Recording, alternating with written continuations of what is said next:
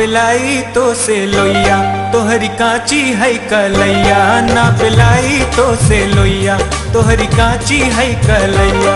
दाग चुनरी के ना छूटी ई उमरिया में, नाक नैहर के कटैबू ससुरारिया में, नाक नैहर के कटैबू ससुरारिया में। ना बिलाई तो से लोइया तोहरी कांची है कलैया, ना बिलाई तो से लोइया तोहरी कांची है कलैया।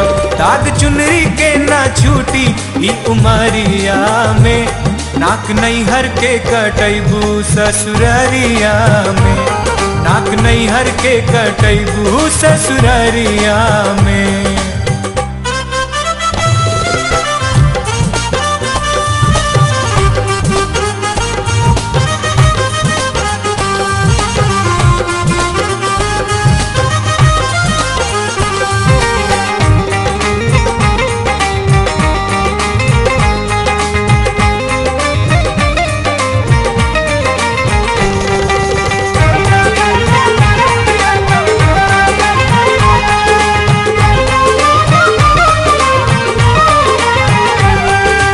आधा पेट के ब्लाउज पहन के जब तू चले बजरिया, छौड़ा सब टक्के ताके गिरे न कौनो नजरिया।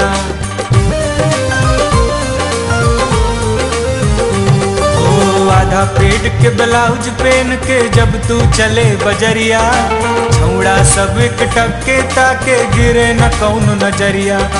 यही लिखावत जात में बबुनी बीत जाई उमरिया, अब हूँ अगर जे ना सुधर लू तू तू करी नगरिया। केहू उठा ले जाई तहरा दोपहरिया में, नाक नैहर के कटैबू ससुरारिया में, नाक नैहर के कटैबू ससुरारिया में।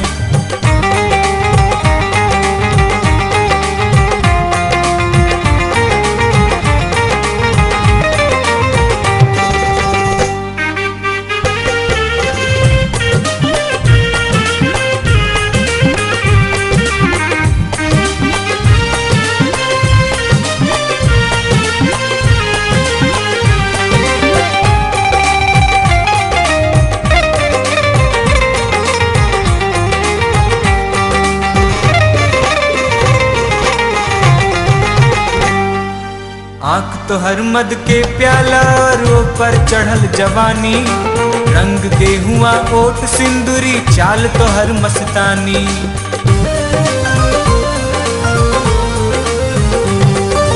आँख तो हर मद के प्याला और ऊपर चढ़ल जवानी, रंग गेहुआ ओट सिंदूरी चाल तो हर मस्तानी। तोहरा देख के बुढ़वा कहलस हम हुआ बतानी, तोहरा काटल ए बबुनी ना मांगे उठ के पानी।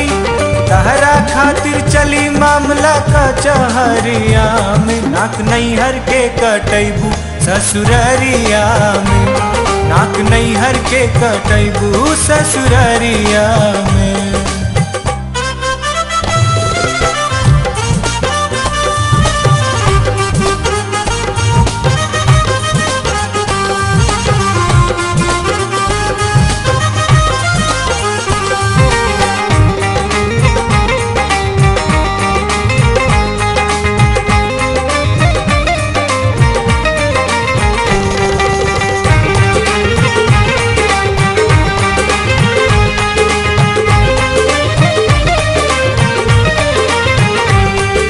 मटक मटक के चला न बबुनी लो के लाज बगहना, हाथ के कपड़ा देह के रखा पड़े न कोई उलहना।